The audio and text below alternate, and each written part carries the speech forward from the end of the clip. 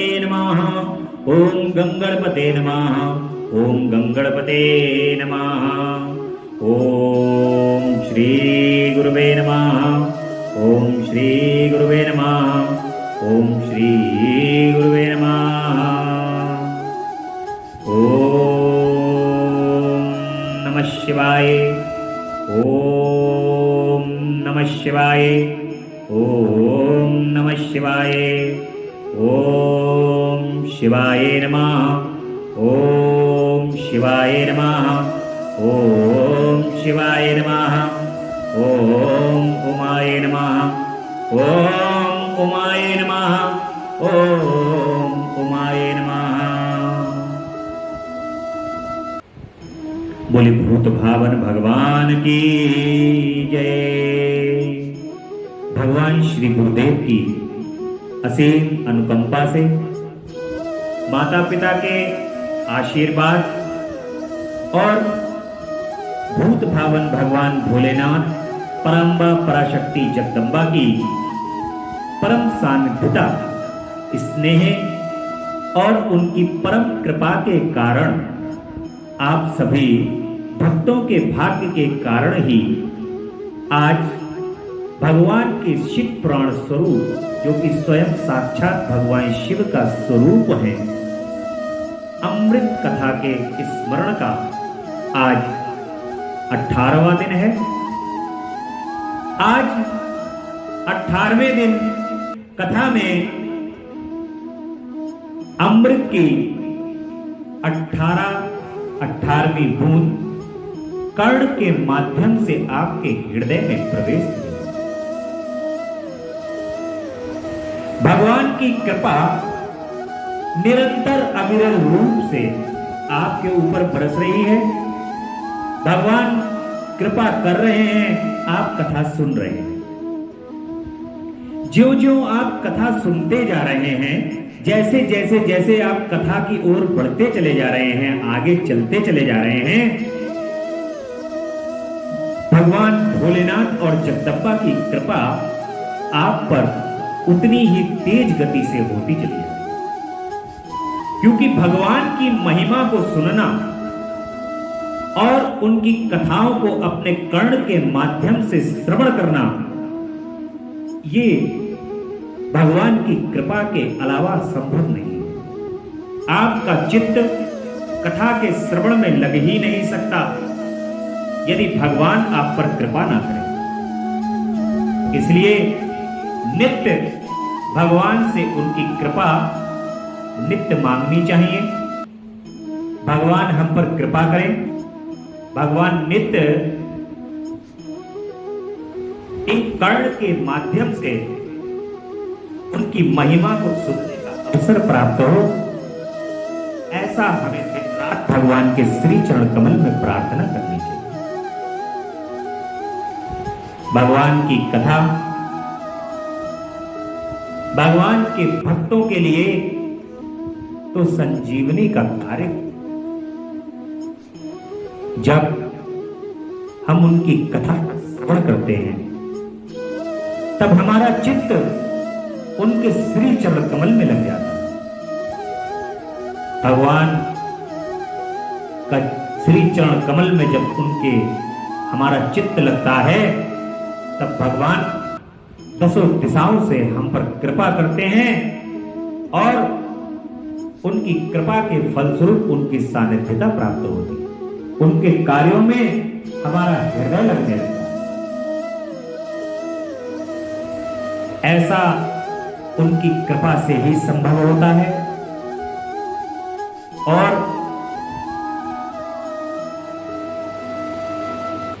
ये 17 दिन की जो कथा आप सुन चुके हैं, इस कथा के अंदर कल की कथा में 17वें दिवस की कथा में आपने सुना कि माता सती भूत भावन भोलेनाथ से, जगदम्बा भूत भावन भोलेनाथ से, जगदम्बा सती किस प्रकार से भगवान शिव से लोक कल्याण के लिए पूछती हैं कि प्रभु आपके दर्शन किस प्रकार से हो तो सबका कल्याण हो। माता इसी प्रकार ये क्रम चलता रहता है। भगवान शिव माता सती के साथ विहार करते रहते हैं। एक दिन अचानक विहार करते करते भगवान शिव और जगदम्बा साथ में होते हैं तो भगवान राम को जंगल में देख लेते हैं। भगवान राम जंगल में पहुंचकर जब भगवान शिव उनको जंगल में देख लेते हैं तो भगवान शिव भी उनको प्रणाम करते हैं। भगवान शिव को भगवान राम जब प्रणाम करते हैं तो जगदम्बा अपने मन के अंदर ये सोचती हैं कि ये तो तीनों लोगों के स्वामी हैं, मेरे स्वामी किसको प्रणाम कर रहे हैं। ऐसी भ्रांति उनके हृदय के अंदर उत्पन्न हो जाती है और प्रभु श्री राम भगवान भोलेनाथ से प्रभु श्री राम के बारे में मां पूछने लगी। भगवान भूत भावन भोलेनाथ श्री राम के बारे में मां को बताते हैं कि प्रभु श्री राम मेरे इष्ट हैं। जिस प्रकार से तपस्या में लीन होकर मैं जिनका स्मरण करता हूं वे मेरे इष्ट सामने हैं। और मां भगवान राम की परीक्षा लेने के लिए पहुंच जाती हैं शिव की आज्ञा से। और जब भगवान शिव देख लेते हैं कि मां ने जगदम्बा सीता का रूप धारण करके भगवान राम के जब समीप पहुंच जाती हैं तो मां भगवान प्रभु श्री राम मां को देख करके तुरंत कहते हैं कि मां किस प्रयोजन से आपका यहां आना हुआ। जैसे मानो मां जगदम्बा सती प्रभु श्री राम की ये बात देख करके बहुत ही लज्जित हो जाती हैं, संकुचित हो जाती हैं और प्रभु श्री राम के स्वभाव को देख करके वे भगवान शिव की बातों को याद करने लगती हैं और सोचती हैं कि भगवान शिव ने सही कहा था कि मुझे इस स्थान पर नहीं आना है। ऐसा वो मन के अंदर विचार करते। इधर भगवान शिव ने भगवान विष्णु के सामने एक प्रतिज्ञा ली है। वो प्रतिज्ञा ये है, यदि किसी भी प्रकार से सती ने मेरे मान को घटाने की कोशिश की तो मैं उनका त्याग कर दूंगा। ऐसी प्रतिज्ञा प्रभु भूत भावन भोलेनाथ ने ले रखी है और वो प्रतिज्ञा अब यहां पर कारगर होने वाली है। ऐसी भगवान की लीला और उस लीला के अंतर्गत भूत भावन भोलेनाथ अपने हृदय के अंदर सोचते हैं कि इन्होंने जगदम्बा सीता का जो स्वरूप रख लिया है, अब सती को मैं किस तरह भी ग्रहण नहीं करूं। माता अपने अंदर आत्मगिलानी लेकर के कैलाश पर्वत पर लौट आती हैं और मां बड़ी संकुचित रहती हैं, आत्मगिलानी में रहती हैं। भगवान शिव उनकी इस बात को मन ही मन समझ जाते हैं और भगवान शिव और शिवा ये दोनों एक लीला के अंदर उद्यत हैं। आगे एक लीला घटित होने वाली है। भगवान शिव मां सती को अनन्य कहानियां सुनाते हैं और कैलाश पर विचरण कराते हैं। मां उनकी अनन्य कहानियों को सुनकर के प्रभु के साथ रह करके उनका मन प्रसन्न हो जाता है, परंतु भगवान शिव मन ही मन अपनी प्रतिज्ञा को याद रखते हैं। भगवान शिव की प्रतिज्ञा है कि वे सती का परित्याग करेंगे और इस प्रकार से भगवान शिव और शिवा की लीला आगे प्रारंभ हो जाती है। प्रयागराज में नाना प्रकार के मुनि तपस्या कर रहे होते हैं। उस तपस्या में मुनियों यज्ञ कर रहे होते हैं। उस यज्ञ में राजा दक्ष भी पहुंचते हैं। राजा दक्ष के उस यज्ञ में पहुंचने पर सभी प्रकार के देवी देवता उस यज्ञ के अंदर उपस्थित रहते हैं और भगवान शिव भी उस यज्ञ के अंदर उपस्थित रहते हैं। और सौभाग्य नाना प्रकार के ऋषि मुनि महात्मा देव गंधर्व सभी उच्च कोटि के ब्राह्मण सभी लोग वहां पर उपस्थित होते हैं। और यहां पर इस समय दक्ष को समस्त ब्रह्मांड का अधिपति बनाया गया। राजा दक्ष जो हैं उस समय समस्त ब्रह्मांड के अधिपति बने हुए हैं। उनको नया पद प्राप्त हुआ। तो जब किसी को नया नया पद प्राप्त होता है तो वो उस पद के बारे में जानता हो या नहीं जानता हो, एक चीज की उत्पत्ति उसके अंदर अवश्य होती है। वो चीज है अहंकार। चाहे वो जरासी कुटिया के अध्यक्ष बन गए हो, परंतु उनके अंदर एक अहंकार की उत्पत्ति अवश्य होती है, क्योंकि वो अपने आप को अधिपति समझते हैं, पदेष्ट समझते हैं कि मैं पदों के अंदर सबसे उच्च पद प्राप्त किए हुए हूं, कि मैं मेरे उच्च पद होने के कारण लोग मुझे सम्मान क्यों नहीं करते। परंतु आप एक बात बड़ी विनम्रता से याद रखें, ये सब पद प्रतिष्ठा मान सम्मान हानि लाभ जीवन मरण यश अपयश विधि हाथ। हानि लाभ जीवन मरण यश अपयश ये सब भगवान के हाथ में है। ये बात हमें कभी विस्मृति नहीं करनी चाहिए। इस बात का हमें सदैव स्मरण रहना चाहिए। इसलिए कोई भी पद यदि आपको प्राप्त हो जाए तो उस पद का अहंकार नहीं करना चाहिए।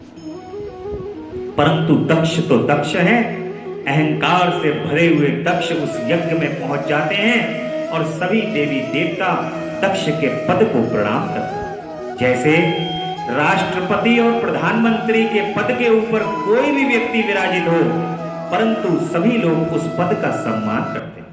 ऐसा नहीं है कि व्यक्ति का सम्मान हो रहा हो, व्यक्ति का सम्मान नहीं है। इस सृष्टि के अंदर सदैव पद का सम्मान है। इंद्र, यम, कुबेर ये सब पद के नाम हैं। इन पदों के ऊपर विराजित होने वाले जो भी दिव्य आत्माएं हैं, उन आत्माओं को सभी प्रणाम करते हैं। ऐसे ही दक्ष को भी यहां पर पद की प्राप्ति होती है और वहां पर सभी देवी देवता उनको प्रणाम करते हैं।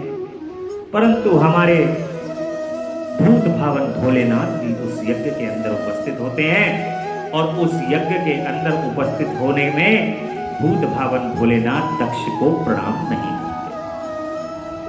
जब राजा दक्ष को भूत भावन भगवान प्रणाम नहीं करते तो दक्ष स्वयं जो इस पद को प्राप्त किए भगवान शिव के जो ससुर हैं, स्वयं को अपने को पद से ऊपर मानते हुए हृदय के अंदर सोचते हैं कि शिव ने मेरा अपमान किया, भगवान शिव ने मेरा भूत भावन ने मेरा अपमान किया है और इस अपमान का मैं अवश्य ही बदला लूंगा। इन्होंने मेरे आगे सर क्यों नहीं झुका। और महादेव जी को वहां मस्तक झुकाते ना देखकर पुत्र प्रजापति दक्ष मन ही मन अप्रसन्न हो।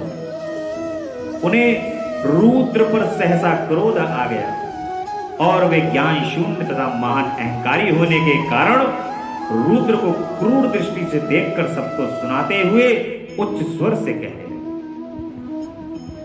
देखिए, जिसके अंदर अहंकार हो जाता है वो ज्ञान शून्य हो जाता है। इसलिए अहंकार भगवान के श्री चरण कमल में निरंतर देखते रहना चाहिए, तब आपके अहंकार का दमन होता है। दक्ष ने कहा, ये सब देवता असुर श्रेष्ठ ब्राह्मण तथा ऋषि मुझे विशेष रूप से मस्तक झुकाते हैं, परंतु वह जो प्रेतों और पिशाचों से घिरे हुए महामनुष्य बनकर बैठे हैं, वह दुष्ट मनुष्य के समान मुझे क्यों नहीं प्रणाम करते। ऐसा अपशब्द जो है वो दक्ष अपने मुंह से भगवान शिव के लिए निकालने लगते हैं और वेदोक्त कर्म कहते हैं कि उनके क्या वेदोक्त कर्म लुप्त हो गए हैं। ब्रह्मा जी कहते हैं कि नारद, दक्ष की कही हुई यह बात सुनकर भृगु आदि बहुत से महर्षि रुद्र देव को देवताओं के साथ उनकी निंदा कर। जब ऐसा रुद्रदेव की निंदा होने लगी तो सभी फिर जो हैं वो निंदा करने लगे और दक्ष की बात सुनकर नंदी को बड़ा रोष हुआ। नंदी भगवान उस समय बड़े रोषित हो जाते हैं, क्रोध आ जाता है, उनके नेत्र चंचल हो उठे और वे दक्ष को शाप देने के विचार से तुरंत इस प्रकार बोले कि अरे रे महामूढ़ दुष्ट बुद्धि शठ दक्ष, तूने मेरे महेश्वर को यज्ञ से बहिष्कृत क्यों कर दिया? जिसके स्मरण मात्र से यज्ञ सफल और पवित्र हो जाते हैं, उन्हीं महादेव जी को शाप कैसे दे दिया? दुर्बुद्धि दक्ष, ब्राह्मण जाति की चपलता से प्रेरित हो रुद्रदेव को व्यर्थ ही शाप दे डाला है तुमने। महाप्रभु रुद्र सर्वदा निर्दोष। इस प्रकार से नंदी जो हैं वो दक्ष पर क्रोध करते हैं। नंदी के इस प्रकार फटकारने से दक्ष प्रजापति रोष से आग बबूला हो जाते हैं। अहंकारी आदमी को यदि आप रोक दो तो और गुस्से में हो जाता है। वो सोचता है मेरा और अपमान हो गया यहाँ पे। अगर उसको टोक दो तो वो सोचता है अरे इतना घोर अपमान, मतलब मैं पूरे ब्रह्मांड का अधिपति दक्ष, मेरे सामने नंदी जैसे लोगों की बोलने की कैसे हिम्मत हो जाती है। इस प्रकार से दक्ष रोष करने लगते हैं और तुम लोग वेद से बहिष्कृत हो जाओ, इस प्रकार से कहने लगते हैं। जब दक्ष ने शिव के पार्षदों को इस प्रकार शाप दे दिया तब उस शाप को सुनकर शिव के प्रिय भक्त नंदी अत्यंत रोष से वशीभूत हो गए और शिलाद पुत्र नंदी भगवान शिव के प्रिय पार्षद और तेजस्वी हैं, वे गर्व से भरे हुए महादुष्ट दक्ष को तत्काल इस प्रकार उत्तर दें। कहते हैं द्रौपदी दक्ष, तुझे शिव के तत्व का बिल्कुल ज्ञान नहीं है, अतः तूने शिव के पार्षदों को व्यर्थ ही शाप दिया है। अहंकारी दक्ष, जिनके चित्त में दुष्टता भरी है, उन भृगु आदि ने भी ब्राह्मणत्व के अभिमान में आकर महाप्रभु महेश्वर का उपहास किया है। अतः यहाँ जो भगवान रुद्र से विमुख तुझ जैसे दुष्ट ब्राह्मण विद्यमान हैं, उनको मैं रुद्र तेज के प्रभाव से ही शाप दे रहा हूँ। तुझ जैसे ब्राह्मण कर्म फल के प्रशंसक वेद बाद में फंसकर वेद के तत्व ज्ञान से शून्य हो जाए। इस प्रकार से नंदी वहां पर उपस्थित वे ब्राह्मण सदा भोगों में तन्मय रहकर स्वर्ग को ही सबसे बड़ा पुरुषार्थ मानते हुए स्वर्ग से बढ़कर दूसरी वस्तु कोई नहीं है ऐसा कहते रहे तथा क्रोध, लोभ और मद से युक्त निर्लज्ज भिक्षुक हो जाए। कितने ही ब्राह्मण वेद मार्ग को सामने रखकर शूद्रों का यज्ञ कराने वाले और दरिद्र होंगे, सदा दान लेने में ही लगे रहेंगे। दूषित दान ग्रहण करने के कारण वे सब के सब नरकगामी होंगे। दक्ष, उनमें से कुछ ब्राह्मण तो ब्राह्म राक्षस भी होंगे जो परमेश्वर शिव को समान देवता समझकर उनसे द्रोह करते। वह दुष्ट बुद्धि वाला प्रजापति दक्ष तत्व ज्ञान से विमुख हो जाए, यह विषय मुख की इच्छा से कामना रूपी कपट से युक्त धर्म वाले गृहस्थ आश्रम से आसक्त रहकर कर्म कांड का तथा कर्म फल की प्रशंसा करने वाले सनातन वेद बाद का भी विस्तार करता रहे, इसका आनंदमयी मुख नष्ट हो जाए, यह आत्मज्ञान को भूलकर पशु के समान हो जाए तथा यह दक्ष कर्म भ्रष्ट हो शीघ्र ही बकरे के मुख से युक्त हो जाए। इस प्रकार कुपित हुए नंदी ने जब ब्राह्मणों को और दक्ष ने महादेव जी को साथ दिया और तब वहां महान हाहाकार मच गया। नारद, मैं वेदों का प्रतिपादक होने के कारण शिव तत्व को जानता हूं, इसलिए दक्ष का यह शाप सुनकर मैंने बारंबार उनकी तथा भृगु आदि ब्राह्मणों की भी निंदा की। सदाशिव महादेव भी नंदी की यह बात सुनकर हंसते हुए मधुर वाणी में बोले, वे नंदी को समझाने लगे। सदाशिव ने कहा कि नंदी, मेरी बात सुनो, तुम तो परम ज्ञानी हो, तुम्हें क्रोध नहीं करना चाहिए। तुमने भ्रम में समझकर ही मुझे शाप दिया है, व्यर्थ ही ब्राह्मण कुल को शाप दे डाला। वास्तव में मुझे किसी का शाप छू नहीं सकता, अतः तुम्हें उत्तेजित नहीं होना चाहिए। वेद मंत्राक्षर समय सूक्तमय है, उनके प्रत्येक सूक्त में समस्त देहधारियों के लिए आत्मा परमात्मा प्रतिष्ठित है, अतः उन मंत्रों के ज्ञाता नित्य आत्मवेता हैं, इसलिए तुम रोषवश उन्हें साप ना दो। किसी की बुद्धि कितनी ही दूषित क्यों ना हो, पर वह कभी वेदों को साप नहीं दे सकता। इस समय मुझे शाप नहीं मिला है, इस बात को मुझे ठीक ठीक समझना चाहिए। महामते, तुम सनकादि सिद्धों को भी तत्व ज्ञान का उपदेश देने वाले हो, अतः शांत हो जाओ। मैं ही यज्ञ हूँ, मैं ही यज्ञ कर्म हूँ, यज्ञों के अंगभूत समस्त उपकरण में मैं ही हूँ, यज्ञ की आत्मा मैं ही हूँ, यज्ञ प्राण यजमान भी मैं ही हूँ और यज्ञ में बहिष्कृत भी मैं ही हूँ। ये कौन, तुम कौन और ये कौन? वास्तव में सब मैं ही हूँ। अपनी बुद्धि में इन सब का बात विचार करने से ब्राह्मणों को व्यर्थ ही शाप दिया है। महामते नंदिन, तुम तत्व ज्ञान के प्रपंच रचना का वाद करके आत्मनिष्ठ एवं क्रोध आदि से शून्य हो जाओ। भगवान शिव ने नंदी को समझा करके उनका क्रोध शून्य कर दिया और भगवान ने कहा कि जब सब तरफ विराजित मैं ही हूं, तो फिर ये जो ब्राह्मण कर रहे हैं और जो दक्ष कर रहा है, ये भी सब मैं ही कर रहा हूं। यज्ञ के अंदर भी मैं ही हूं, बाहर भी मैं ही हूं, यज्ञ कराने वाला भी मैं ही हूं, यज्ञ करने वाला भी मैं ही हूं। जिस प्रकार से इस कथा को करने वाला और कराने वाला, इस कथा को सुनने वाला और सुनाने वाला जो है, वो भूत भावन भोलेनाथ ही है। भगवान शिव ही इस कथा को कर रहे हैं और भगवान शिव ही इस कथा को सुन रहे हैं। इसलिए आप,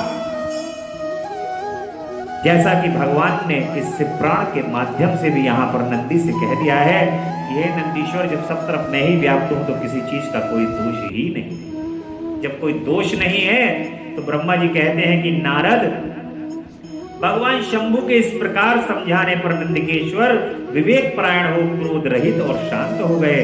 भगवान शिव भी अपने प्राणपाश्चात नंदी को शीघ्र ही उसका तत्व का बोध कराकर प्रथम गणों के साथ ही वहां से प्रसन्नता पूर्वक अपने स्थान को चल दी। रोषावेश से युक्त दक्ष भी ब्राह्मणों से घिरे हुए अपने स्थान को लौट गए, परंतु शिव द्रोह में ही तत्पर, परंतु उनका चित्त शिव द्रोह में ही तत्पर। उस रुद्र को शाप दिए जाने की घटना पर समस्त प्रकार के दक्ष सदा महान रोष से भरे रहते थे। उनकी बुद्धि पर मूढ़ता छा गई थी। शिव के प्रति श्रद्धा को त्याग कर शिव पूज्य निंदा करने लगे। तात नारद, इस प्रकार परमात्मा शंभु के साथ दुर्व्यवहार करने दक्ष ने अपनी जिस दुष्ट बुद्धि का परिचय दिया था, वह मैंने तुम्हें बता दी।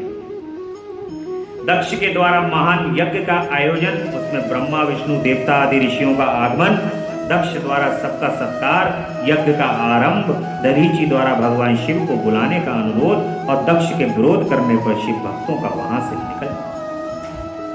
अब क्या होता है, जब कोई अभिमानी व्यक्ति होता है तो किसी दूसरे को नीचा दिखाने के लिए एक कार्यक्रम आयोजित करता है। यह अहंकारियों के अंदर विशेष गुण है और वो कार्यक्रम आयोजित करने में दूसरों का अपमान कर देता है। उस अपमान में दक्ष ने भी यही सोचा कि एक यज्ञ का आयोजन करते हैं, सबको बुलाएंगे, लेकिन भगवान शिव को नहीं बुलाएंगे, रुद्र को नहीं बुलाएंगे। जब रुद्र को नहीं बुलाएंगे तो अपमान होगा। ऐसा अपमान करने का रास्ता, जैसे सबको आप देखते जाओ सामने, नमस्कार नमस्कार नमस्कार, और एक व्यक्ति को आप छोड़ दो तो उसका अपमान हो गया बीच में। और इसी प्रकार से राजा दक्ष,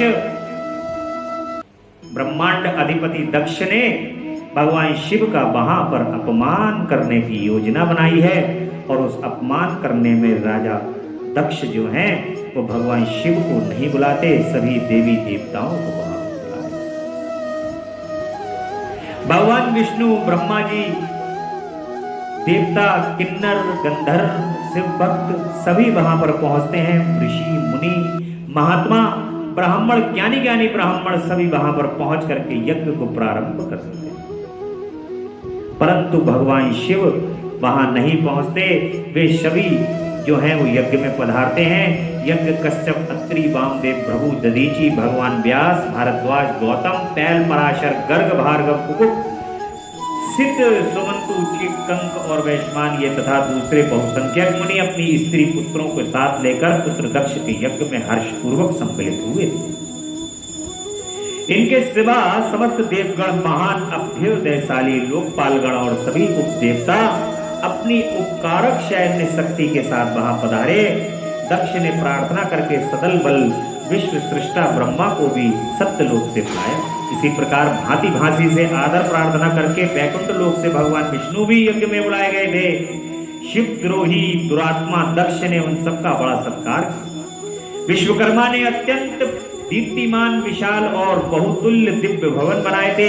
दक्ष ने वे ही भवन समागत अतिथियों को ठहरने के लिए दिए।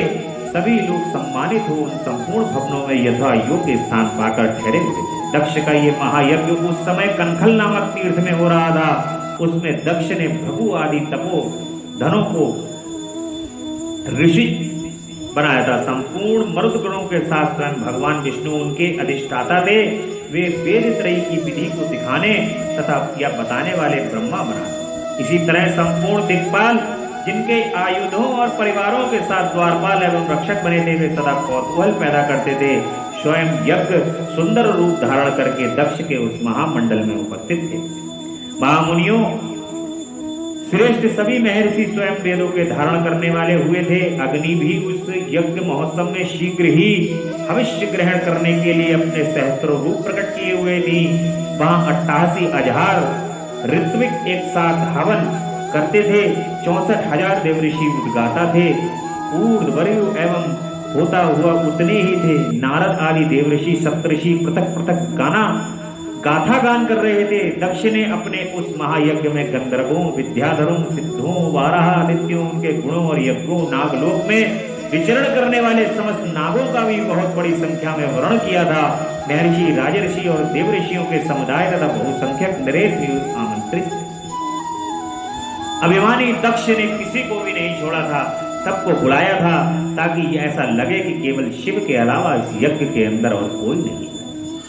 भगवान शिव तो यज्ञ के स्वामी हैं, यज्ञ के अधिपति हैं। कोई भी यज्ञ भगवान शिव की कृपा के बगैर संपन्न नहीं। कोई भी यज्ञ भगवान शिव की कृपा के बगैर आगे नहीं बढ़ सकता। कोई भी यज्ञ की सफलता उनके श्री चरण कमल में ही है। ये शिव पुराण यज्ञ महायज्ञ भी भगवान शिव की कृपा से ही चल रहा है। यदि शिव इस कथा के तत्व नहीं होते तो ये शिव पुराण का कथा का यज्ञ भी संपन्न नहीं। एक शब्द भी कहने वाला अपनी वाणी से एक शब्द नहीं कह सकता यदि भगवान शिव इस यज्ञ को सफल न करे। भगवान शिव स्वयं किसी भी यज्ञ को स्वयं जब सफल करते हैं तो वो यज्ञ सफल होता है। यज्ञ केवल अग्नि को प्रज्वलित करके उसमें आहुतियां देने से ही मात्र से ही यज्ञ नहीं होते। यज्ञ तो भगवान के नाम का स्मरण और उनकी कथा को कहने से भी, जैसे श्रीमद् भागवत कथा महायज्ञ 7 दिन का चलने वाला ये महायज्ञ भगवान की कथा और उनके स्मरण का ज्ञान कराता है, बोध कराता है। तो ये यज्ञ ही तो है।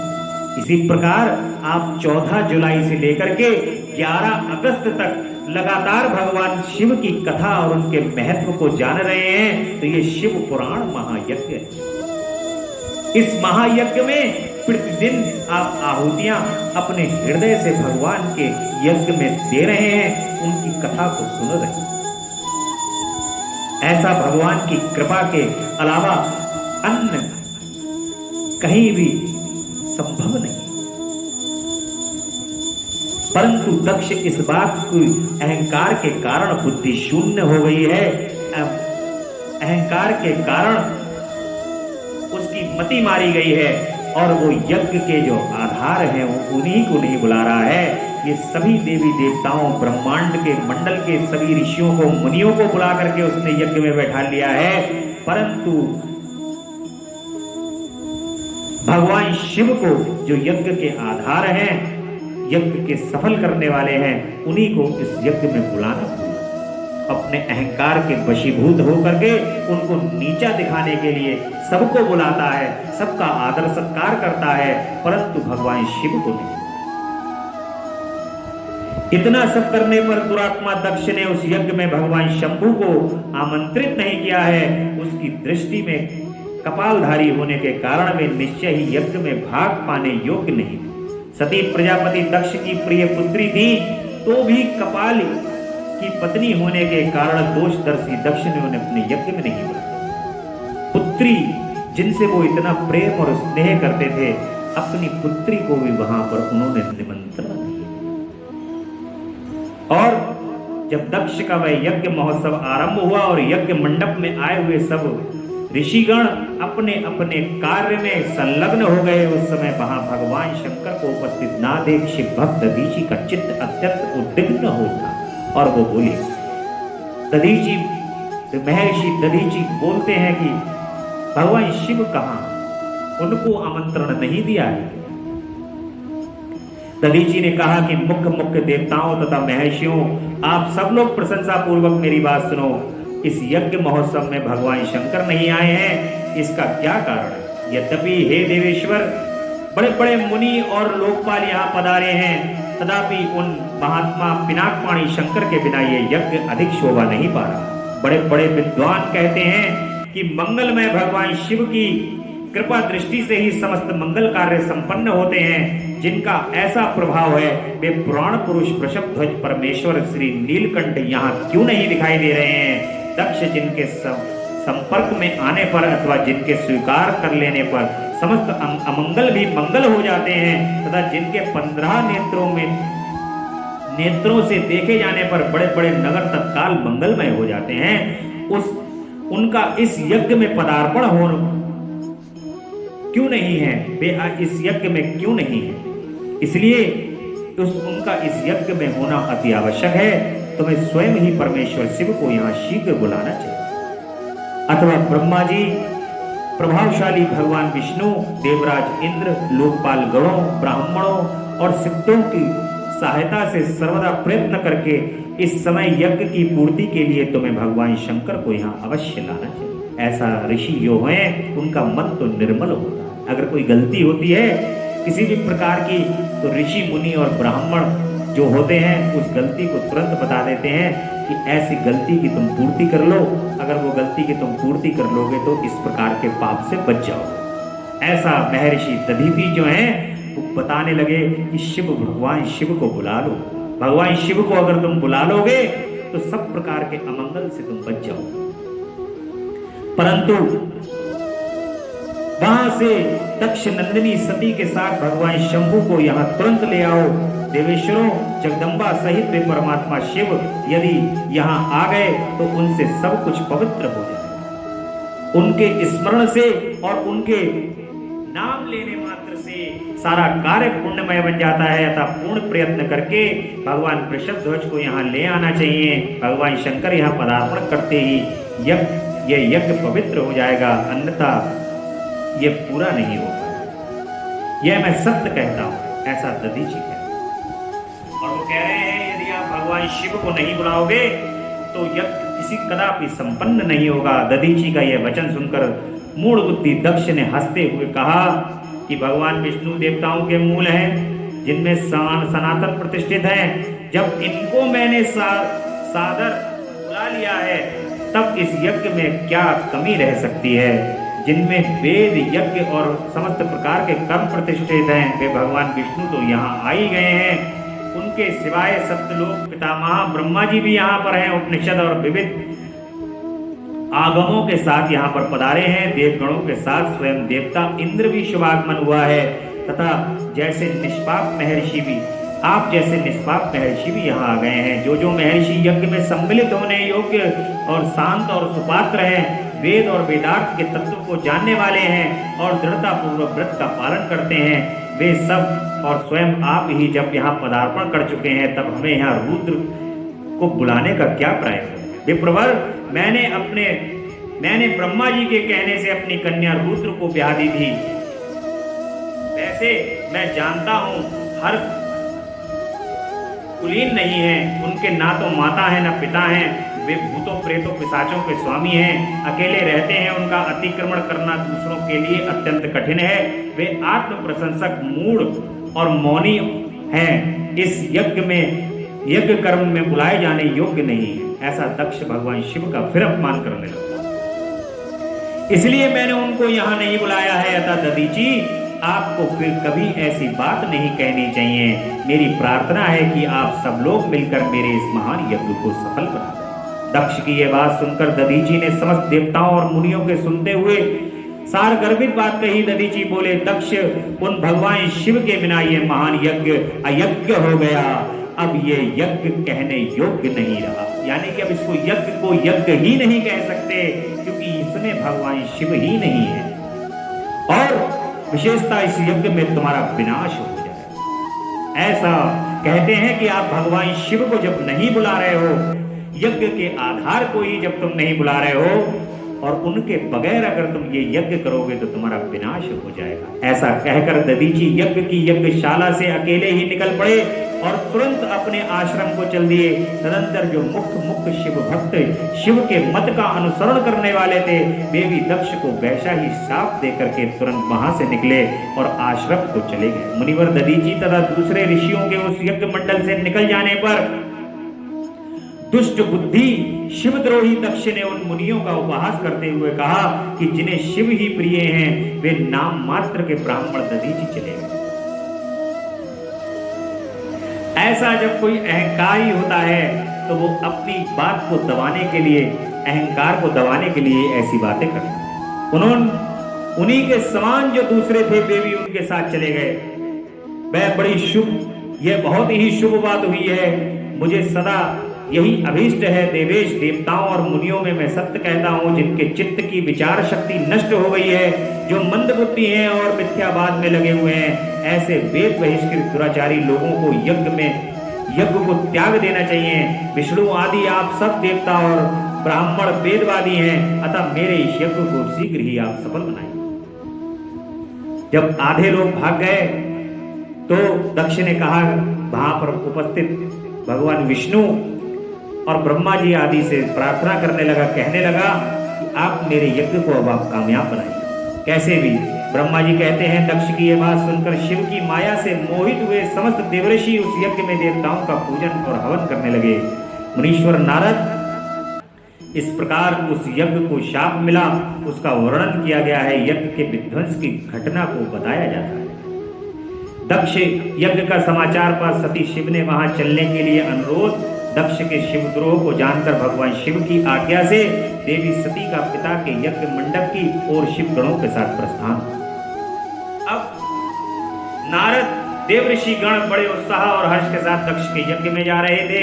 उस समय दक्ष कन्या देवी सती गंधमादन पर्वत पर चंदोक से युक्त धार गृह में सखियों से घिरी हुई भांति भांति की उत्तम क्रीड़ाएं कर रही थी। प्रसन्नता पूर्वक क्रीड़ा में लगी हुई देवी सती ने उस समय रोहिणी के साथ दक्ष यज्ञ में जाते हुए चंद्रमा को देखा और वे अपनी हितकारी प्राण प्राणी श्रेष्ठ सखी विजया से बोली कि मेरी सखियों में श्रेष्ठ प्राण प्राणी विजय, जल्दी जाकर पूछो कि ये सब लोग कहाँ जा रहे हैं। सती के इस प्रकार आज्ञा देने पर विजया ने चंद्रमा से तुरंत जाकर के पूछा कि चंद्रदेव आप कहाँ जा रहे हैं। विजया का यह प्रश्न सुनकर चंद्रदेव ने अपनी यात्रा का उद्देश्य आदर पूर्वक बताया। दक्ष के यहाँ होने वाले यज्ञोत्सव आदि का सारा वृतांत कहा। वह सब सुनकर विजया बड़ी उतावली के होने के साथ देवी के साथ आई और चंद्रमा ने जो कुछ कहा था वो माता को आकर के बता दिया और अपने यहाँ सूचना मिलने पर क्या कारण है। उन्होंने कहा कि यहाँ सूचना क्यों नहीं भेजी पिता ने। ऐसा बहुत सोचने और विचार करने लगी। उनकी समझ में नहीं आ रहा था कि ऐसा क्यों किया उनके पिता ने। तब उन्होंने पार्षदों से घिरे अपने स्वामी भगवान शिव के पास आकर भगवान शिव से पूछा कि प्रभु, मैंने सुना है कि मेरे पिता के यहाँ कोई भी बड़ा यज्ञ हो रहा है, उसमें बहुत बड़ा उत्सव होगा। उसमें जब देवऋषि एकत्र हो रहे हैं, देव देवेश्वर पिता के उस महान यज्ञ में चलने की रुचि आपको क्यों नहीं हो रही। इस विषय में जो बात हो वह सब मुझे बताइए। महादेव कहते हैं कि सुहृदय का ये धर्म है कि वे सुहृदय के साथ मिले। यह मिलन उनके महान प्रेम को बढ़ाने वाला होता है।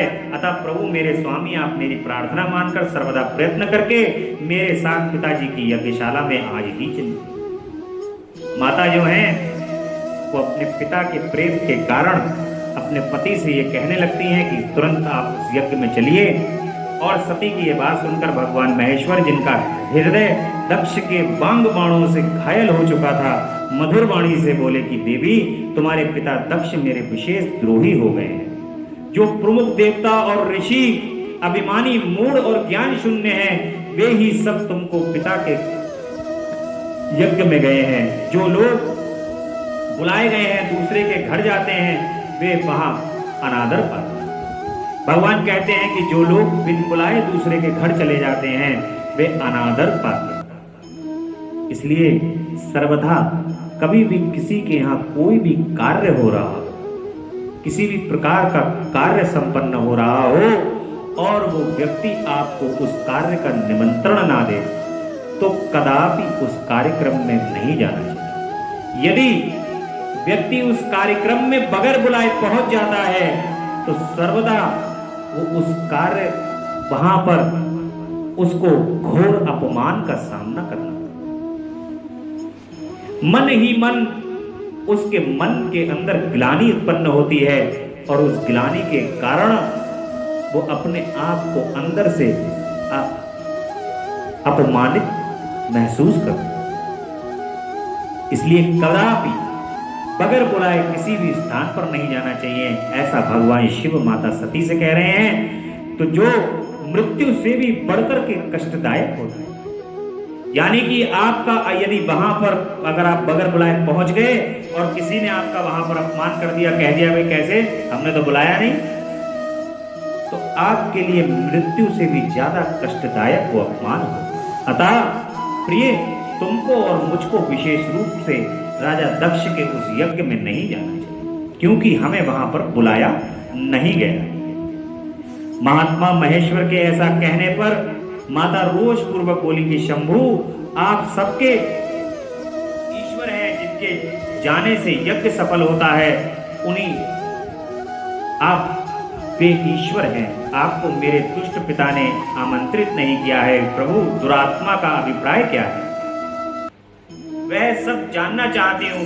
साथ ही वहां आए संपूर्ण दुरात्मा देव ऋषियों के मनोरथ को भी मैं पता लगाना चाहती हूँ। प्रभु, मैं आज ही पिता के यज्ञ में जाती हूँ। नाथ महेश्वर, आप मुझे वहां जाने की आज्ञा दे दें। देवी सती के ऐसा कहने पर सर्वदृष्टा, सृष्टिकर्ता और कल्याण स्वरूप साक्षात भगवान रुद्र उनसे इस प्रकार बोले।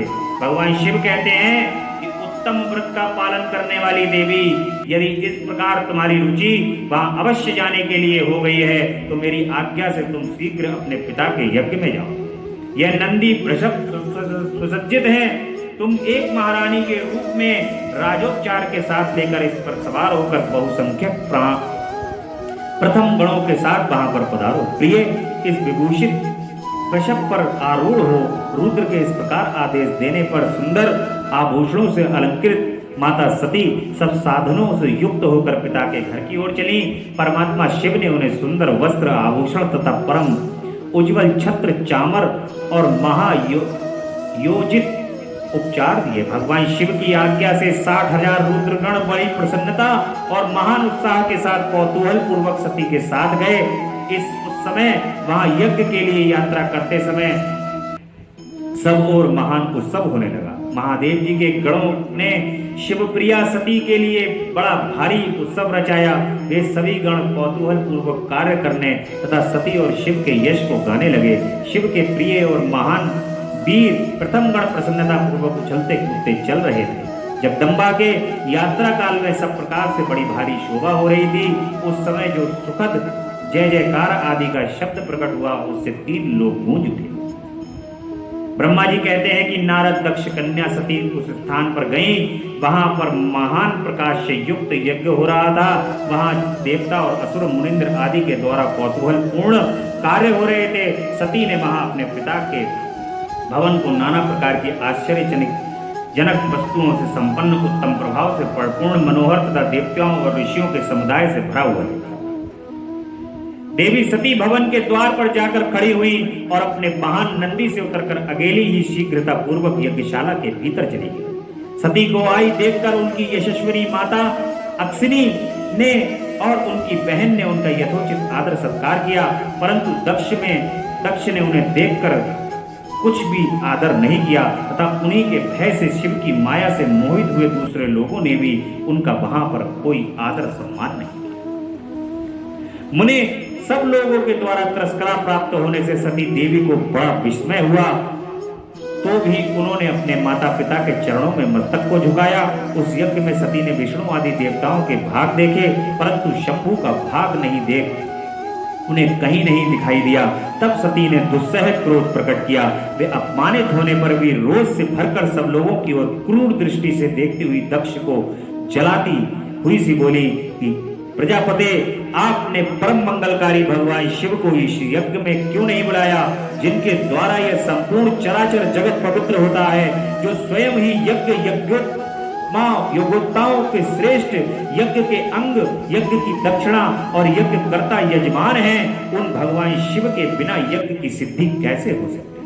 अहो, जिनके स्मरण करने मात्र से सब कुछ पवित्र हो जाता है, उन्हीं के बिना किया हुआ यही सारा यज्ञ अपवित्र हो जाए। द्रव्य मंत्र आदि हव्य और कव्य ये सब जिनके स्वरूप हैं, उन्हीं भगवान शिव के बिना इस यज्ञ का आरंभ कैसे हुआ। क्या आपने भगवान शिव को सामान्य देवता समझ करके उनका अनादर किया है।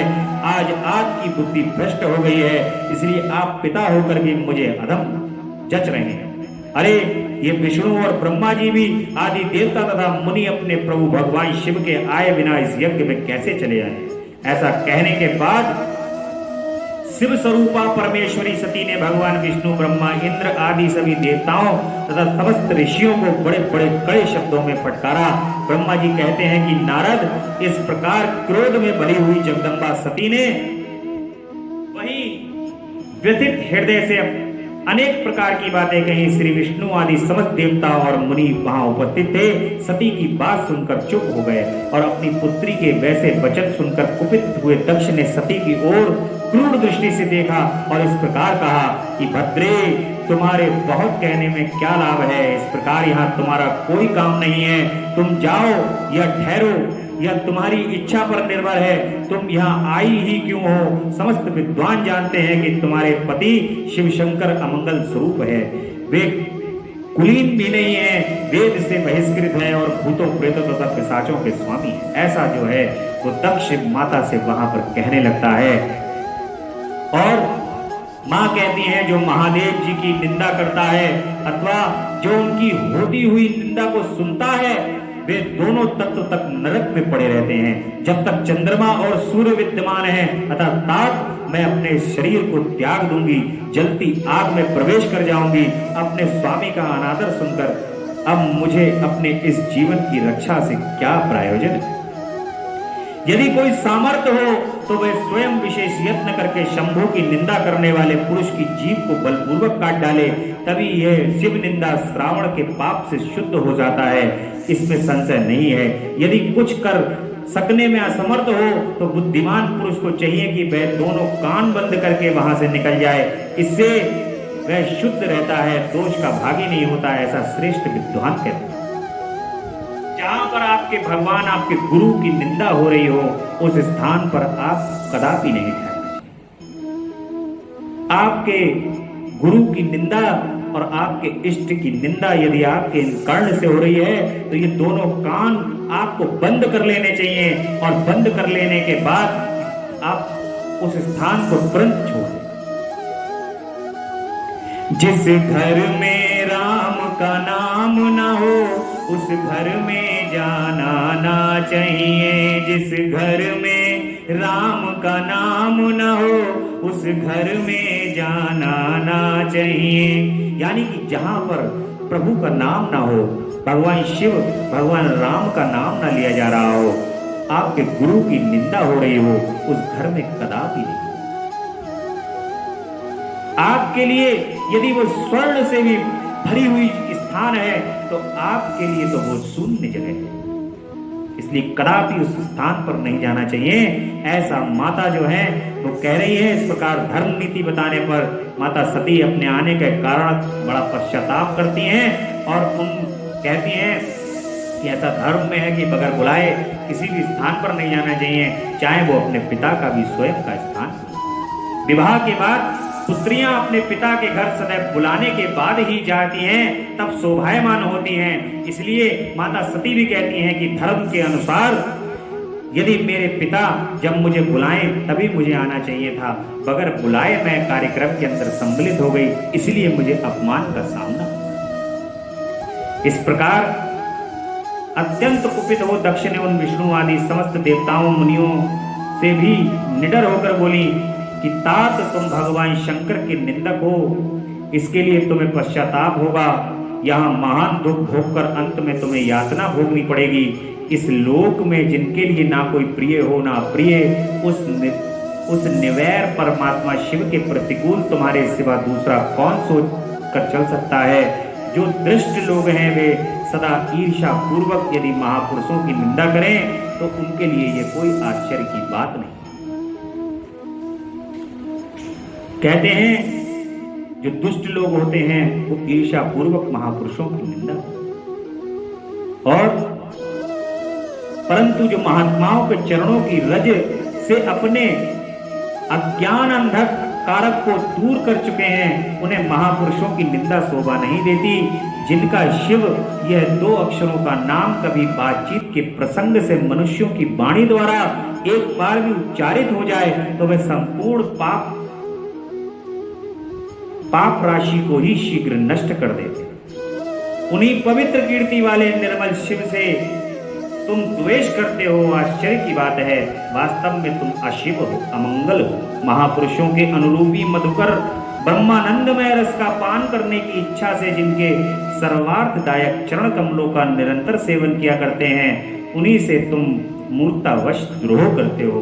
जिन्हें तुम नाम से शिव और काम से अशिव बताते हो, उन्हें क्या तुम्हारे सिवा दूसरे विद्वान नहीं जानते? ब्रह्मा आदि देवता, सनक आदि मुनि तथा अन्य ज्ञानी उनके स्वरूप को नहीं समझते। उदार बुद्धि भगवान शिव जटा फैलाए कपाल धारण किए शमशान में भूतों तथा साफ प्रसन्नता पूर्वक रहते तथा भस्म एवं नरमुंडों की माला धारण करते हैं। इस बात को जानकर भी जो मुनि और देवता उनके चरणों से गिरे हुए निर्माल्य को बड़े आदर के साथ मस्तक पर चढ़ाते हैं, इसका क्या कारण है?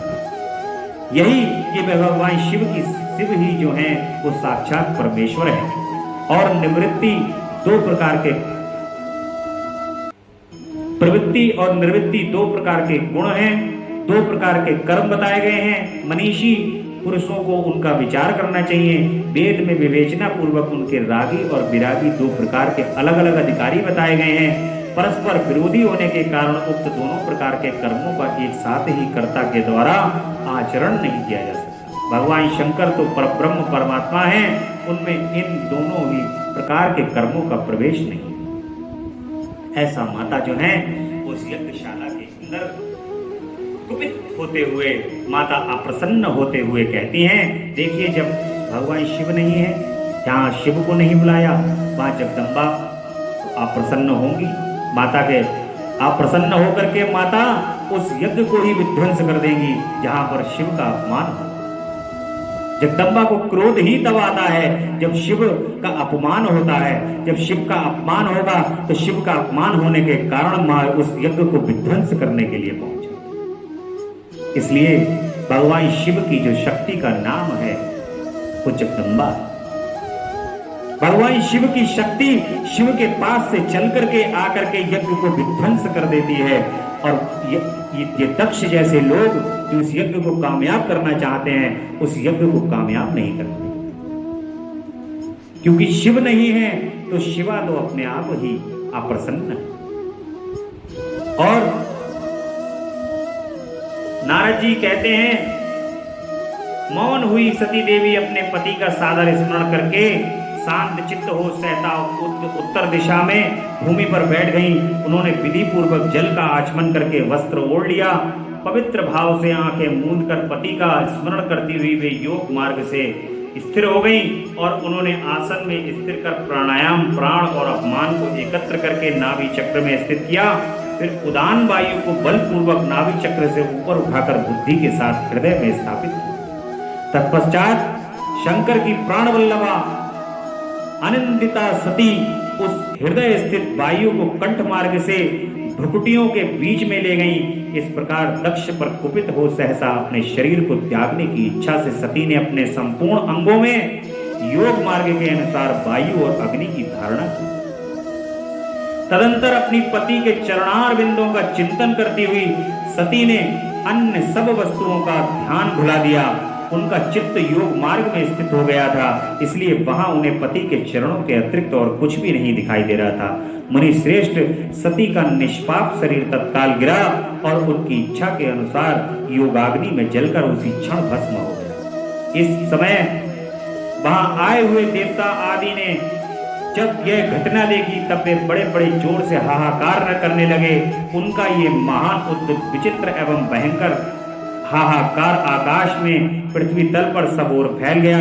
लोग कह रहे थे कि हाय महान देवता भगवान शंकर की परम प्रियसी सती देवी ने इस दुष्ट के दुर्व्यवहार से कुपित हो अपने प्राण को त्याग दिया है। अहो ब्रह्मा जी के पुत्र इस दक्ष की बड़ी भारी दुष्टता को देखो।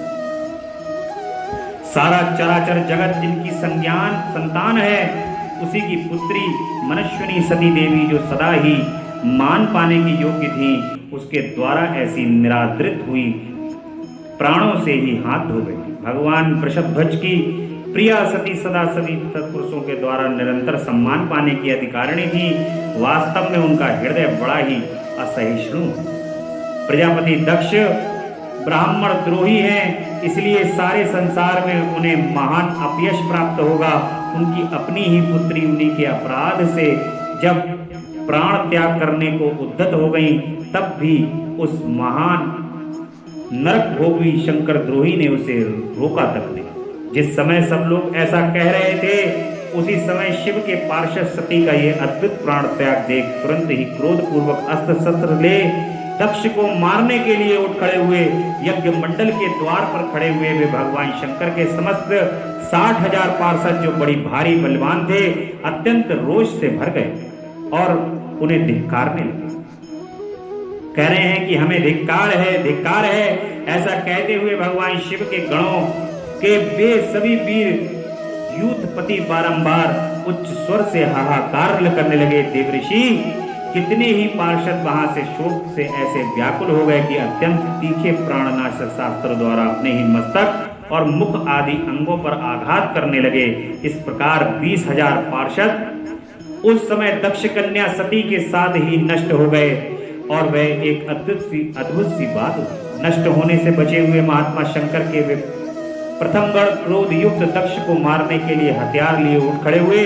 मुने उस आक्रमणकारी पार्षदों का वेग देखकर भगवान भृगु ने यज्ञ में विघ्न डालने वालों का नाश करने के लिए नियत अपहता असुरा रक्षासी वेदी सदा इस यजुर्मंत्र से दक्षिणाग्नि में आहुति दी। भृगु के आहुति देते ही यज्ञ कुंड से ऋषु नामक सहस्त्रों महान देवता जो बड़े प्रबल वीर थे वहां प्रकट हो गए। मुनीश्वर उस सबके हाथ में जलती हुई लकड़ियां थी।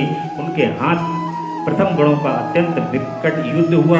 सुनने वालों के लिए भी रोंगटे खड़े हो जाने वाले थे। उन ब्रह्म तेज से समस्त महावीर ऋषभों सब ओर से ऐसी मार पड़ी जिससे प्रथम गण बिना अधिक प्रयास के ही भाग खड़े हुए। इस प्रकार देवताओं ने उन शिवगणों को तुरंत भगाया। यह अद्भुत सी घटना शिव की महाशक्तिमती इच्छा से ही हुई थी।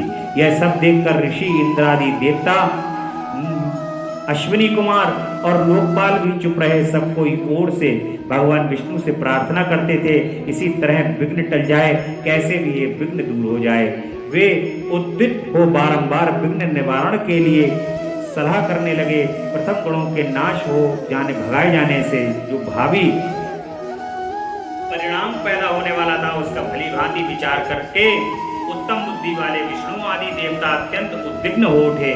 मुनि इस प्रकार दुरात्मा भगवान शिव के द्रोही दक्ष के यज्ञ में उस समय बड़ा भारी विघ्न उपस्थित हो गया। आकाशवाणी द्वारा दक्ष की भर्त्सना ब्रह्मा जी कहते हैं कि मुनीश्वर इस बीच में वहां दक्ष तथा देवता आदि के सुनते हुए आकाशवाणी ने यह यथार्थ बात कही। रे रे दुराचारी दक्ष, तो दंभाचार परायण महामूढ़, यह तूने कैसा अनर्थकारी कर्म कर डाला है। वो मूर्ख शिव भक्त राज दधीची के कथन को भी तूने प्रामाणिक नहीं माना।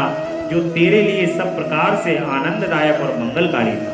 वे ब्राह्मण देवता तुझे दुस्सह साप देकर के तेरी यज्ञशाला से निकल गए, तो भी तुझ मूढ़ ने अपने मन में कुछ भी नहीं समझा। अपने बाद में तेरे घर में मंगलमयी सती देवी स्वतः पधारी थी, उनका भी तेरी पुत्री तेरे घर में पधारी थी, तूने उनका भी सम्मान नहीं किया, परम आदर नहीं किया। ज्ञान दुर्बल दक्ष, तूने सती महादेव जी की पूजा नहीं की। ऐसा मैं ब्रह्मा जी का बेटा हूं ऐसा समझकर तू व्यर्थ ही घमंड में भरा हुआ रहा, और इसलिए तुझ पर मोह छा गया।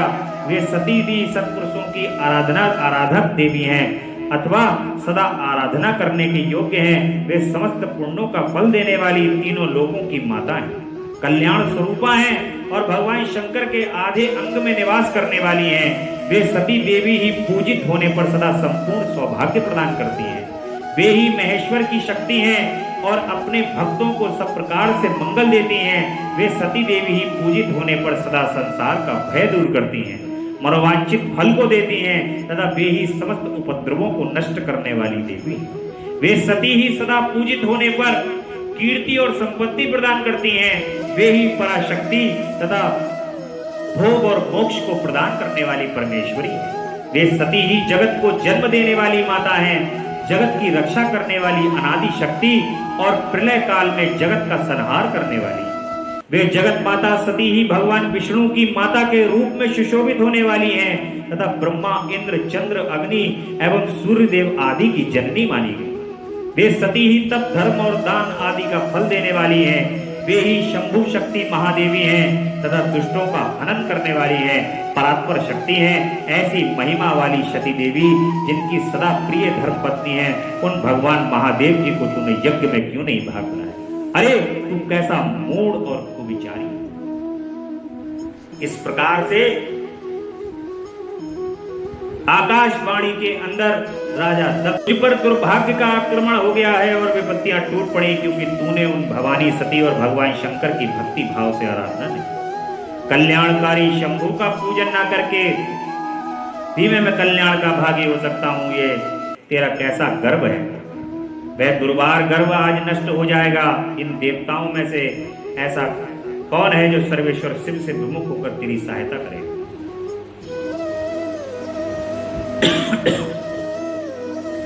इस प्रकार से ब्रह्मा जी कहते हैं कि नारद यज्ञशाला में बैठे हुए लोगों ने ऐसा कहकर सब कल्याण करने वाली बात के आकाशवाणी से को सुनकर के सब मौन हो जाते हैं, और ब्रह्मा जी कहते हैं कि नारद वह आकाशवाणी सुनकर सब देवता आदि भयभीत तथा विस्मित हो गए। उनके मुख से कोई बात नहीं, वे इस तरह खड़े या बैठे रह गए मानो उन पर विशेष मोह छा गया हो। भृगु के मंत्र बल से भाग जाने के कारण जो वीर शिवगण नष्ट होने से बच गए थे, वे भगवान शिव की शरण में गए। उन सब ने अमित तेजस्वी भगवान रुद्र को भली भांति सादर प्रणाम करके वहां यज्ञ में जो कुछ घटित हुआ वह सारी घटना को बता दी। और गण बोले कि महेश्वर दक्ष बड़ा दुरात्मा और घमंडी है, उसने वहां जाने पर सती का अपमान किया और देवताओं ने भी उनका आदर नहीं किया। इस प्रकार ब्रह्मा जी कहते हैं कि नारद अपने पार्षदों की बात सुनकर भगवान शिव ने वहां की सारी घटना जानने के लिए शीघ्र ही तुम्हारा स्मरण किया। देवर्षि, तुम दिव्य दृष्टि से संपन्न हो अतः भगवान के स्मरण करने पर ही तुम तुरंत वहां पहुंचे और भगवान शिव को भक्ति पूर्वक प्रणाम करके खड़े हो गए। स्वामी शिव ने तुम्हारी प्रशंसा करके तुमसे दक्ष यज्ञ में गई हुई सती का समाचार तथा दूसरी घटनाओं को पूछा। नारद जी जो हैं उस समाचारों को पुराने देवताओं के समय में नारद जी जो हैं समाचार पत्र हैं, ऐसे समाचार पत्र जो है वो नारद जी का कार्य करते हैं, इधर से उधर सूचनाएं पहुंचाते हैं। इसी प्रकार से देवताओं के समाचार पत्र जो है वो नारद जी। भगवान शिव ने तुरंत नारद जी को बुलाया और कहा कि शंभु के पूछने पर शिव ने मन लगाए रखने वाले तुमने शीघ्र ही सारा वृतांत कह सुनाया। और उस भगवान शिव ने तुरंत कहा वीरभद्र को उत्पन्न किया और बोले कि महारुद्र, सोम, सूर्य, सूर्य और अग्नि को 3 नेत्रों के रूप में धारण करने वाले प्रभु शीघ्र आज्ञा दीजिए। वीरभद्र को भगवान शिव ने प्रकट कर लिया है और मुझे उस समय कौन सा कार्य करना होगा, ऐसा वीरभद्र कह रहे हैं। क्या मुझे आधे ही क्षण में सारे समुद्रों को सुखा देना है, या इतने ही समय संपूर्ण पर्वतों को पीस डालना है? मैं एक ही क्षण में ब्रह्मांड को भस्म कर डालूं, या समस्त देवताओं और मुनीश्वरों को जलाकर राख कर दूं?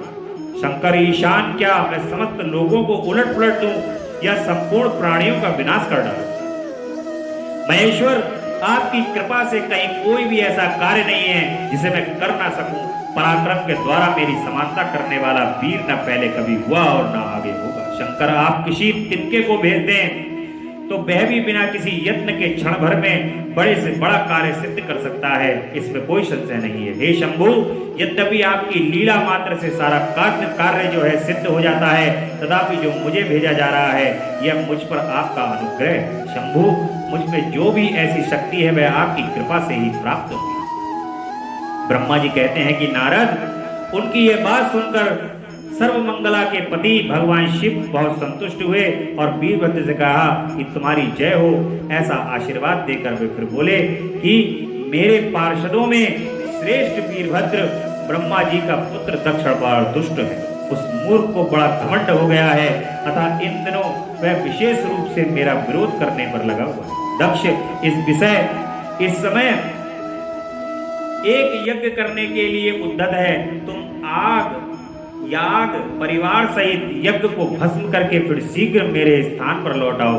यदि देवता, गंधर्व अथवा अन्य कोई तुम्हारा सामना करने के लिए उद्यत हो तो उन्हें भी आज ही शीघ्र सहसा भस्म कर डालो।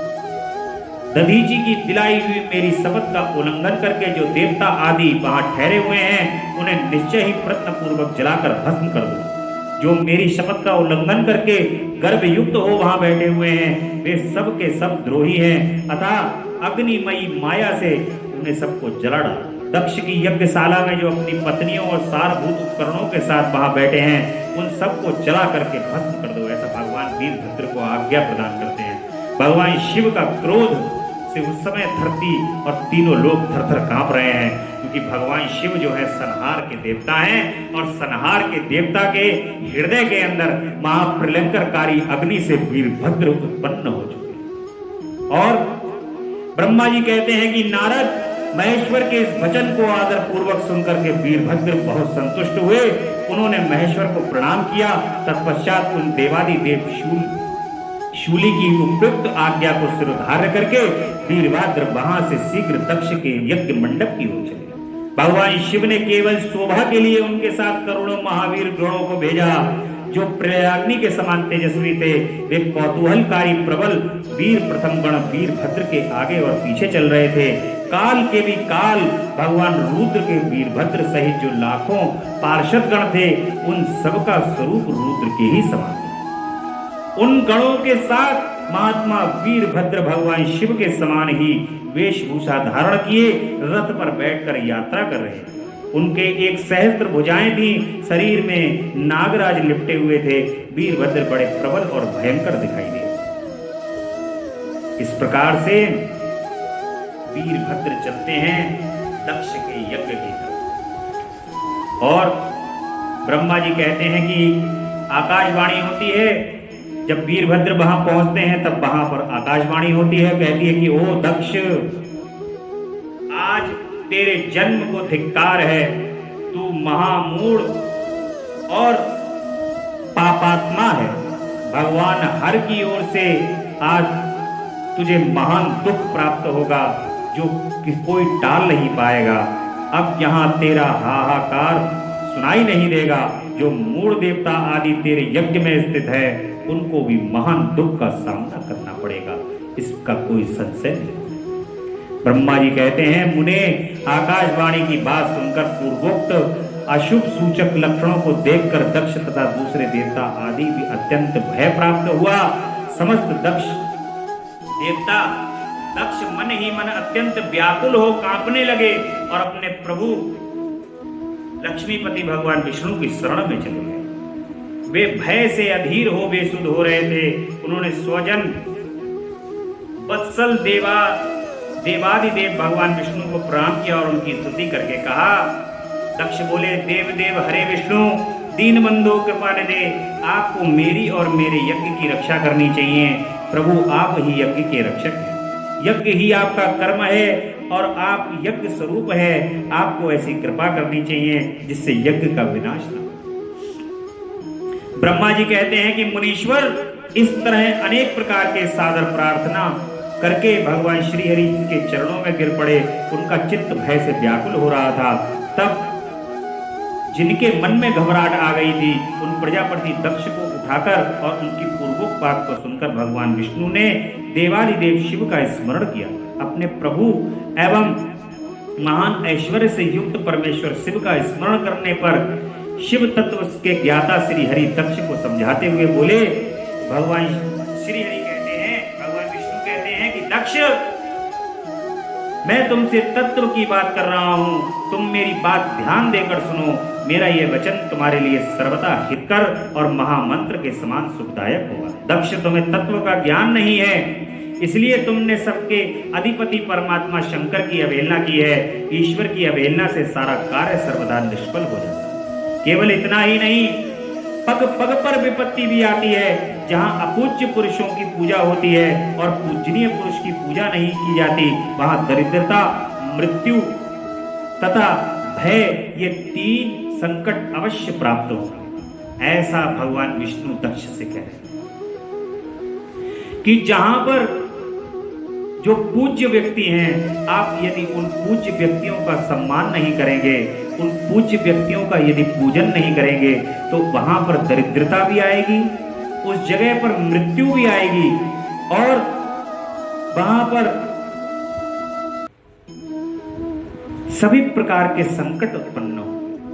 ऐसा भगवान विष्णु राजा दक्ष से कह रहे हैं। इसलिए संपूर्ण प्रयत्न से तुम्हें भगवान वृषभध्वज का सम्मान करना चाहिए।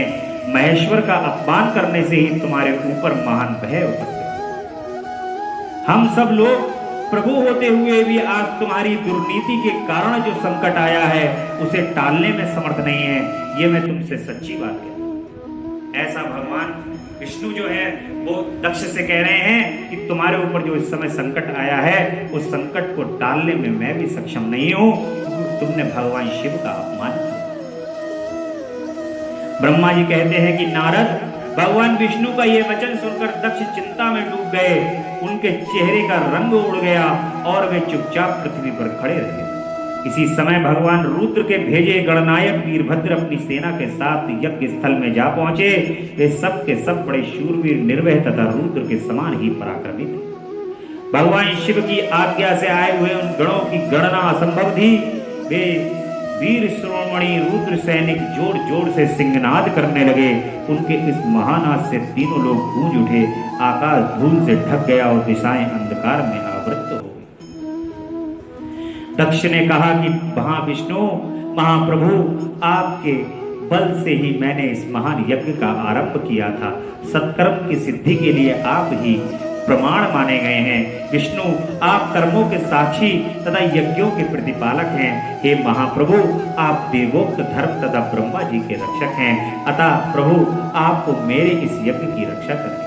ब्रह्मा जी कहते हैं कि दक्ष की अत्यंत दीनता पूर्वक बात सुनकर के भगवान विष्णु उस समय शिव तत्व से विमुख हुए। दक्ष को समझाने के लिए इस प्रकार भगवान कहते हैं कि दक्ष, इसमें संदेह नहीं कि मुझे तुम्हारे यज्ञ की रक्षा करनी चाहिए, क्योंकि धर्म परिपालन विषय जो मेरी सत्य प्रतिज्ञा है वह सर्वत्र विख्यात है। परंतु दक्ष, जो कुछ कहता हूं उसे तुम सुनो। इस समय अपनी क्रूरतापूर्ण बुद्धि को त्याग दो। देवताओं के क्षेत्र नैमिषारण्य जो अद्भुत घटना घटित हुई थी, उसका तुम्हें स्मरण हो रहा। भगवान कह रहे हैं उसका तुम्हें स्मरण हो रहा है। क्या तुम अपनी बुद्धि के कारण उसे भूल गए हो? यहाँ कौन भगवान रुद्र के कोप से तुम्हारी रक्षा करने में समर्थ है? दक्ष, तुम्हारी रक्षा किसको अभिमत नहीं है, परंतु जो तुम्हारी रक्षा करने को उद्यत होता है वह अपनी दुर्बुद्धि का ही परिचय देता है। दुर्मत क्या कर्म और क्या अकर्म है? अरे तुम कहीं समझ पा रहे हो? केवल कर्म ही कभी कुछ करने में समर्थ नहीं हो सकता। इस प्रकार भगवान विष्णु समझा रहे हैं दक्ष को। भगवान विष्णु कह रहे हैं कि वीरभद्र के साथ शिवगणों की सेना का समुद्र उमड़ आया है। समस्त देवता आदि ने उसे देखा और ब्रह्मा जी कहते हैं कि नारद, उस समय देवताओं के साथ शिवगणों का घोर युद्ध आरंभ हो गया। उससे सारे देवता पराजित हुए और भागने लगे। वे एक दूसरे का साथ छोड़कर स्वर्ग लोक में चले गए। उस समय केवल महाबली इंद्र आदि लोकपाल ही उस दारुण संग्राम में धैर्य धारण करके उत्सुकता पूर्वक खड़े थे। तदंतर इंद्र आदि सब देवता मिलकर उस समा रांगण में बृहस्पति को विनीत भाव से नमस्कार करके पूछने लगे कि बोले लोकपाल गुरुदेव बृहस्पति, तात महाप्राज्ञ दयानिधे, शीघ्र बताइए कि हम जानना चाहते हैं कि हमारी विजय कैसे है। उनकी ये बात सुनकर बृहस्पति ने प्रयत्न पूर्वक भगवान शंभु का स्मरण किया और ज्ञान दुर्बल महेंद्र से कहा। बृहस्पति कहते हैं कि भगवान विष्णु ने पहले जो कुछ कहा था वह सब इस प्रकार समय घटित हो गया, मैं उसी को स्पष्ट करता हूँ। सावधान होकर सुनो। समस्त कर्मों का फल देने वाला जो कोई ईश्वर है वह कर्ता का ही आश्रय लेता है। कर्म करने वाले को ही उस कर्म का फल देता है। जो कर्म करता ही नहीं उसको फल देने में वह भी समर्थ नहीं है। अतः जो ईश्वर को जानकर उसका आश्रय लेकर सत्कर्म करता है उसी को इस कर्म का फल मिलता है। इस संसार के अंदर आप कितने भी कर्म कर लीजिए, कितने भी पाप कर लीजिए, पुण्य कर लीजिए, परंतु जो भगवान का आश्रय लेकर के कार्यों को करता है उसको उन सभी कार्यों के फल की सिद्धि होती है। कर्म भी यदि आप करते हो और अपने भगवान के श्री चरण कमल के अंदर समर्पित करके करते हो तो उन कर्मों का फल भी आपको प्राप्त होता है। आज की कथा में यही विश्राम लेंगी और कल की कथा में किस प्रकार से भगवान विष्णु की जो दक्ष की यज्ञ की रक्षा करने के लिए युद्ध भी करेंगे और उस युद्ध के अंदर मुनि के शाप के कारण दधीचि और शुक के विवाद का इतिहास, मृत्युंजय मंत्र के अनुष्ठान से दधीचि की अभक्ता तथा श्री हरि का क्षुभ को दधीचि की पराजय के लिए यत्न करने का आश्वासन देना। इस प्रकार के श्री विष्णु और देवताओं से पराजित दधीचि का उनके लिए शाप और क्षुभ पर अनुग्रह, इस प्रकार कल की कथा का हम कल श्रवण करेंगे। कल की कथा आगे बढ़ेगी यहाँ से। बोले शंकर भगवान की जय, महामृत्युंजय भगवान की जय। बहुत प्रेम से भगवान की स्तुति करेंगे। आज 1 मिनट के लिए स्मरण करेंगे कि तेरा पल पल बीता जाए, मुख से जप ले नमः शिवाय। तेरा पल पल बीता जाए, मुख से जप ले नमः शिवाय। ओम नमः शिवाय, ओम नमः शिवाय, ओम नमः शिवाय, ओम नमः शिवाय। तेरा पल पल बीता जाए, मुख से जप ले नमः शिवाय। तेरा पल पल बीता जाए, मुख से जप ले नमः शिवाय। ओम नमः शिवाय, ओम नमः शिवाय। हे मुसाफिरी जब पूरी होगी, चलने की मजबूरी होगी। मुसाफिरी जब पूरी होगी, चलने की मजबूरी होगी। अवसर खाली न जाए, मुख से जप ले नमः शिवाय। तेरा अवसर खाली न जाए, मुख से जप ले नमः शिवाय। ओम नमः शिवाय, ओम नमः शिवाय, ओम नमः शिवाय। जय अविनाशी जय कैलाशी शंकर शंभु हरे हरे। करे स्तुति हम भूतेश्वर जगवंदन से डरे डरे। ना जाने हम रूप तुम्हारा, ना स्वरूप ही पहचाने। जान सके ना ब्रह्मा विष्णु, हम माया कैसे जाने। लेकिन इतना सुनते आए, तुम हो सर्व जटाधारी। 3 लोक 14 भुवनों के पिता आप हैं भंडारी। विचरण करते आप सदा ही बैल पीठ पर चढ़े चढ़े। जय अविनाशी जय कैलाशी शंकर शंभु हरे हरे। करे स्तुति हम भूतेश्वर जगवंदन से डरे डरे। तुमको औंगड़ दानी दाता सारा ही संसार कहे। शेष बांसुरी गैणी बांधे, ऊपर गंगे धार धर भये। अर्ध चंद्रमा से माथे पर झर झर अमृत झरता है। आदि अनादि अनंत ब्रह्म शिव नहीं जन्मता मरता है। 11 रुद्र 18 सूरज परिक्रमा दे खड़े खड़े। जय अविनाशी काशी शंकर शंभो हरे हरे। करे स्तुति हम भूतेश्वर जगवंदन से डरे डरे। 14 विश्व देव पवन 49 तुम्हारे दास रहे। 7 समुद्र गरुण गायत्री का तुम में आवास कहे। फिर भी भस्म रमाए तन में रुंड मुंड माला धारी। 3 लोक चरणों में रखते भोले शंकर शुभकारी। प्रखर जाप कर नमः शिवाय, प्रखर जाप कर नमः शिवाय। पारे उतर गए बड़े बड़े। जय अविनाशी जय कैलाशी शंकर शंभु हरे हरे। हरे स्तुति हम भूतेश्वर जगवंदन से डरे डरे। पार्वती माँ उमा भवानी गिरिजा गौरी संग रहे।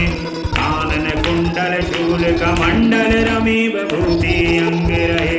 रिद्धि सिद्धि धन देने वाले सारे संकट दूर करो। संतानों को संताने निर्धन के भंडारे भरो। मांग रहे वरदान आपकी चरण शरण में पड़े पड़े।